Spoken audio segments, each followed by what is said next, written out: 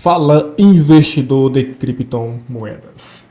Hoje vamos analisar aqui o mercado como um todo, né? Não só macroeconomicamente falando, mas tentar entender o que está acontecendo sobre essa correção atual do Bitcoin no mercado. Hoje você percebe que está tudo basicamente em vermelho. Tanto o cenário, né, do CoinMarketCap, de todas as moedas em geral, quanto também em moedas destacadas aí, ou então portfólios destacados no mundo, como por exemplo a Galaxy Digital, a Pantera Capital, a Delphi Digital Portfólio, a Alameda Reset Portfólio, a Multicoin Capital Portfólio, a Grayscale Concept Coin Portfólio e também as moedas também destacadas no mercado de cripto, como por exemplo aí a Solana, né, o ecossistema Solana em queda. Temos aqui algumas inteligências artificiais também estão em quedas, tudo que trabalham, né, nessas questões de destaque de tokens, né?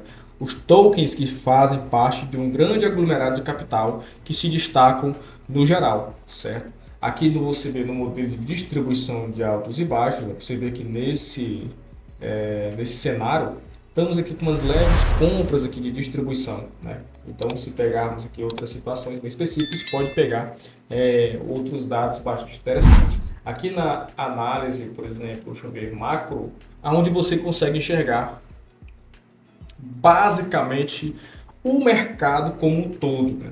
Aqui não só o DXY, que você percebe que está em alta, a Nasdaq, né, que é as 100 maiores empresas que trabalham também nesse índice, também estão em cenário de queda e o DXY está em alta. Então temos aqui podemos pegar essa correlação e trabalhar junto com o BTC. O BTC está em queda, então está acompanhando o Nasdaq, que está em queda.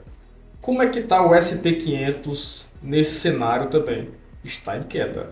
Então vem para cá, vou botar aqui no TradingView para vocês ficarem ligados aqui com melhor concepção. Estamos aqui, ó, no TradingView, né? Como vocês podem ver aqui no gráfico, eu coloquei aqui alguns pontos para mencionar para vocês.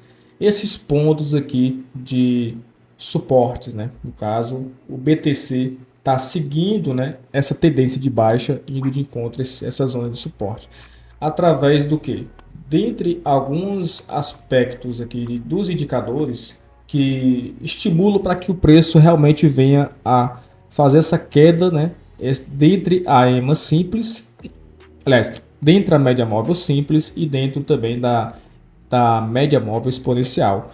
Aqui, quando eu coloco essa Fibonacci indo de encontro ao último fundo em que ela se encontrou, que foi justamente em torno aqui dos 92 mil dólares, eu também posso colocar também pelo fechamento, certo? No fechamento, eu posso tanto considerar o fechamento quanto, né, também o fechamento da outra parte lá também. E também o pavio, né? Depende muito do analista, né, que vai fazer esse tipo de análise. Mas quando você pega o fechamento, ó, estamos indo de encontro a basicamente a lei áurea, né? A razão áurea da Fibonacci, que é a 61,8%. O que é que isso significa, né? Dentre um cenário de outros indicadores, somado com as médias móveis e somados também com os volumes de negociação que está em cenários aqui de venda, né, extrema, certo? Quando você pega lá nos estudos de Fibonacci e os valores que representam ele, as retrações de ouro é o que significa essa Fibonacci 61,8. São as retrações mais fortes, né? E ao mesmo tempo menos comum, que é quando o recuo das cotações se aproxima nessa razão e que chega ao número de ouro do método matemático.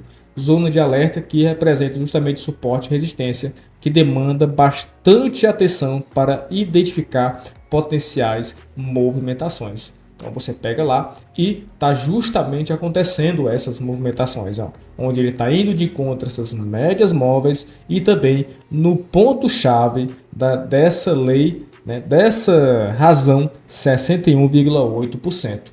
E justamente, ó, entre a EMA 21 quase romper, na verdade rompeu, né? O pavio chegou a tocar e depois o preço fechou aqui, ó, né? Temos aqui a média simples, né? A média móvel simples, que está em torno dentre a 61,8 com a 0,5.